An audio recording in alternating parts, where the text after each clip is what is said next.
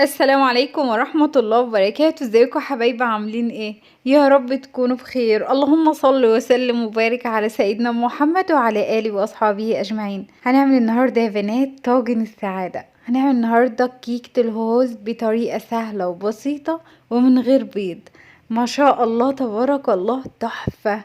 يعني عاوزة كده تكافئي ولادك يوم الخميس بالليل كده، تعملي لهم احلى طاجن كيكة كده بطريقة سهلة وبسيطة. والاحلى ان هم هيحبوه، هيفرحوا بيه جدا. اول حاجة هنسمي الله. عندي هنا اي كمية هوز انت عاوزة تعمليها.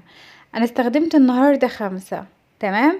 هنبدأ اللي احنا نكسرهم مكعبات صغيرة كده، وبعدين نجيب مقدار كوباية من اللبن. نص المقدار هنعمل بيه الكيكة، يعني هنهرس بيه كيكة الهوز، والنص التاني هنخلط بيه المكونات الباقية معانا. تمام. انا استخدمت النهاردة 5. لو انتي هتعملي طاجن كبير هتضاعفي الكمية والمقادير اللي بقولك عليها دي.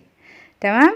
بعد ما انا بدأت اللي انا اكسر الكيكة بتاعتي كده، هجيب شوكة مع نص كوباية لبن، وابدأ اللي انا اهرس الكيكة بتاعتي كويس جدا. انا مش هحط في الكيكة دلوقتي سكر، هكتفي بالسكر اللي موجود في الكريمة اللي جوه كيكة الهوز. تمام. بعد ما انا نزلت بنص كوباية اللبن، اهم حاجة اللبن يكون بدرجة حرارة المطبخ، ما تطلعهوش من التلاجة وتشتغلي بيه، الكيكة بتاعتك هتهبط. تمام. النهاردة مش هنحط بيض خالص في الكيكة بتاعتنا. بعد ما انا كده هرست الكيكة كويس جدا، هبدأ اجيب 4 معالق من الدقيق، اكون نخلاهم مرتين. كل ما تنخلي الدقيق بتاع الكيكة كل ما الكيكة بتاعتك تطلع هشة وسفنجية معاكي. هنزل بالاربع معالق دقيق، وانزل بمعلقتين من الكاكاو. بس اهم تكاية لازم تنخلي الكاكاو بتاعك. لو ما نخلتيش الكاكاو هتلاقيه مكتل كده وعامل حبيبات جوه الكيكة.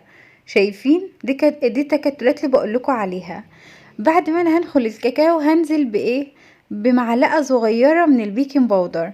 لو انت عندك كيس مقفول هتنزلي بنص مقدار الكيس. وهنزل بمعلقتين من الزيت بس.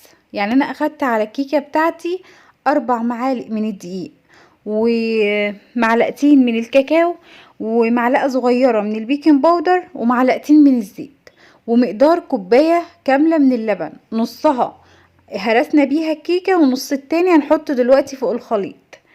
تمام يا بنات. ما شاء الله تبارك الله، ما اخدتش معايا وقت، في 10 دقايق كنت عاملة احلى كيكة. هبدأ اللي انا اقلبهم كده في اتجاه واحد لغاية ما اوصل للقوام ده. عاوزة تستخدمي طاجن فخار او صينية بايركس، اي حاجة موجودة عندك هتنفع. شايفين؟ جبت الطاجن بتاعي او الصينية البايركس بتاعتي دي، دهنتها دهنة سمنة، وبدرتها بالكاكاو، ونزلت بمقدار الكيكة بتاعتي.